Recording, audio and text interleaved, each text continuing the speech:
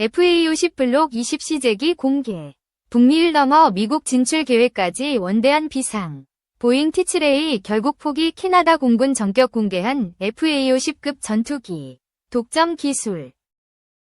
방위산업용 케이블. 안테나 전문기업 센서뷰가 중남미로 수출을 넓혀가는 K방산의 수혜가 예상된다. 센서뷰는 동남아, 중동에 이어 유럽까지 수출한 국산 경전투기 FA50에 탑재되는 안테나 모듈을 공급한다고 25일 밝혔다. 최근 체계업체에서 진행한 수락 검사를 성공적으로 마쳤고, 오는 12월부터 FA50 수출형 기체의 초도 양산 공급을 시작한다. FA50은 한국항공우주산업 KAI 이 개발한 다목적 경전투기이다. 모체 기종인 T-50 훈련기에서 파생되어 고급 전자전 장비와 정밀 무장 체계를 추가해 공대공 및 공대지 작전 수행 능력을 갖추고 있어 국내외에서 높은 평가를 받고 있다. 센서뷰가 공급하는 제품은 FA50의 공대지 탐지 기능을 담당하는 능동 안테나 모듈이다. 고성능 전자파 탐지와 신호 처리 기술을 통해 정밀하고 신속한 탐지가 가능하도록 설계되었다. 특히 센서뷰의 독자 기술로 개발된 이 안테나 모듈은 FA50 수출 경쟁력을 크게 높일 것으로 기대된다. 회사 관계자는 현재 약 20대의 수출 계약 물량에 대한 구매 주문서 PO를 이미 입수한 상태이며 2016년까지 수출 계약 물량의 초기 납품을 완료할 계획이라며 총 80대 이상 규모의 공급 목표를 달성해 수십억 원대 매출을 기대하고 있다고 말했다. 센서뷰는 축적한 고주파 기술을 바탕으로 육군, 공군, 해군의 주요 전력에 활용되는 무기체계, 방호체계, 전력자산 등에 탑재되는 핵심 부품의 국산화 대체 사업에서 꾸준히 성과를 거두고 있다. 덕분에 정부의 FA50 수출 확대에 수혜도 기대된다. 최근 한 페루 정상회담을 계기로 한국항공우주산업, HD 현대 등이 페루 군 관련 기관들과 방산협력 업무협약, MOI를 체결했다. 페루는 FA50 20에서 24대를 7억 8천만 달러에 구매하는 방안을 검토하고 있다. 센서뷰 김병남 대표는 FA50에 적용되는 안테나 모듈 개발 및 공급은 당사의 방위산업 기술 수준을 입증하는 중요한 사례라며 앞으로도 지속적인 연구개발과 품질 개선을 통해 국내 방위산업의 경쟁력을 지속해서 강화해 나가겠다고 밝혔다. 이어 이번 성과는 현재 고객과 구체화 중인 다양한 사업 중 극히 일부에 불과하다며 앞으로 더 많은 방산 플랫폼의 핵심 부품을 공급함으로써 방위산업의 국산화 자립도를 높이고 동시에 안정적인 매출 기반을 구축하겠다고 덧붙였다. 2. 말레이시아 총리 FA-50M 18대 조기 인도 촉구. 총리는 지난 26일 서울에서 열린 말레이시아 언론과 간담회에서 내년 도입 예정인 한국산 FA-50M 전투기 18대를 조속히 도입해달라고 요청하고 있다며 가능하다면 더 앞당겨야 한다고 말했다. 다만 안와르 총리는 인수 절차 가속화를 위한 구체적인 협상 내용에 대해서는 공개하지 않았다. 말레이시아는 지난해 5월 한국항공우주산업 KAI 과 약 40억 링깃, 약 1조 2,557억 원 규모의 FA-50M 전투기 구매 계약을 체결했다. 이는 말레이시아 육군 특히 텐테라 오다라 디라자 말레이시아 TUDM 위 우주 안정과 주권 유지를 위한 국방력 강화 차원에서 진행됐다. 다툭 세리 모하메드 칼레드 노르딘 국방부 장관은 지난 9월 FA-50M 전투기 사업 진척률이 38%에 도달했다고 밝히기도 했다. 이번에 말레이시아가 인도받는 FA-50M 전투기는 가장 현대적인 FA50 블록 20이다. 14대는 말레이시아에서 최종 조립되며 레이더와 급유 시스템, 표적 포드 통합 같은 최신 장비가 장착될 예정이다. 강구영 한국항공우주산업 KAI 사장은 제16회 랑카위 국제해양 및 항공우주 전시회에 참석해 최신형 FA-50은 정밀 유도 폭탄과 기타 최첨단 무기를 탑재할 수 있다. 면서 말레이시아 왕립공군 RMAF은 오랫동안 운용해온 두 대형 전투기의 퇴역이 예정돼 있기 전에 새로운 다목적 전투기 MRCA를 도입할 것으로 예상된다고 말했다. FA-50은 다목적 전투기로 고등 전술훈련과 전투 임무가 가능하다는 장점이 있다. 지난 2017년 필리핀군과 반군 사이에서 벌어진 마라위 전투에서 필리핀 공군이 운용하는 FA-50PH가 실전 투입돼 활약을 보이며 주목을 받은 바 있다. 3. 북한군 결국 총알바지였나? 러시아 한개 중대에 배 한개 소대. 러시아의 우크라이나 침공에 끼어든 북한군 병력이 러시아군에 편성돼 참전하고 있는 것으로 파악됐다.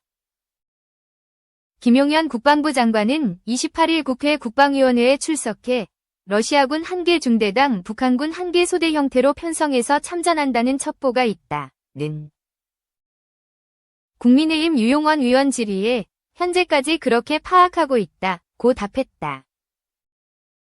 김 장관은 이런 북러 혼성 편성에 대해 러시아군 주도하에 전쟁을 치른다는 의미가 있고 러시아군 중대장 입장에서 볼 때 가장 위험하고 어려운 지역에는 북한 소대를 보낼 것이라며 그래서 총알바지라는 표현이 맞다고 말했다. 앞서 세르이 올레호비치 키슬리차 주유엔 우크라이나 대사도 지난달 20일 유엔 안전보장이사회 회의에서 북한 병력이 러시아 군복을 입고 러시아군 내에 편성된 소수 민족 부대에 섞여 있다고 말한 바 있다. 북한의 러시아 파병은 전쟁 소식을 다루는 현지 매체와 소셜미디어, SNS 등을 통해 여러 차례 나오기도 했다. 김 장관은 북한의 170mm 자주포, 240mm 방사포가 200문 정도 러시아로 갔으며 단거리 탄도미사일, SRBM, 화성 11형 도 100발가량이 러시아에 배치된 것으로 추정하고 있다고 밝혔다. 그는 실전 경험과 함께 실전 테스트를 통해서 기술이 고도화된다면 우리 안보에 많은 영향을 미칠 것이라고 우려를 나타냈다. 김 장관은 우크라이나에 대한 한국의 살상무기 지원을 자제하란 안드레이 루덴코 러시아 외무차관의 최근 압박에 대해 러시아가 지금 벌이고 있는 모든 전쟁은 불법적인 침략전쟁이라고 유엔에서 이미 규정이 돼 있다. 라면서 적반하장이라고 일축했다. 그러면서 우리도 국제사회에 발맞춰서 책임있는 일원의 한 국가로서 함께 국제사회와 연대해서 해나가겠다는 게 우리의 기본 입장이다. 우리가 우크라이나전에 대해서 나 몰라라 하고 발을 뺀다면 나중에 부메랑으로 우리에게 돌아와 대한민국이 국제사회에서 고립될 수도 있다. 라고 강조했다.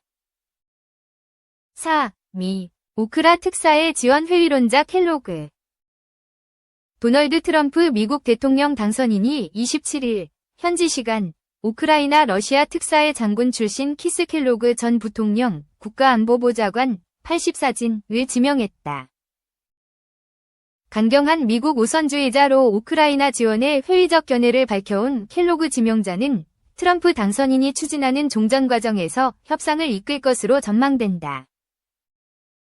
트럼프 당선인은 이날 성명에서 키스 켈로그 장군을 대통령 보좌관 겸 우크라이나 러시아 특사로 지명하게 돼 매우 기쁘게 생각한다. 우리는 함께 힘을 통한 평화를 이루고 미국과 세계를 다시 안전하게 만들 것이라고 밝혔다.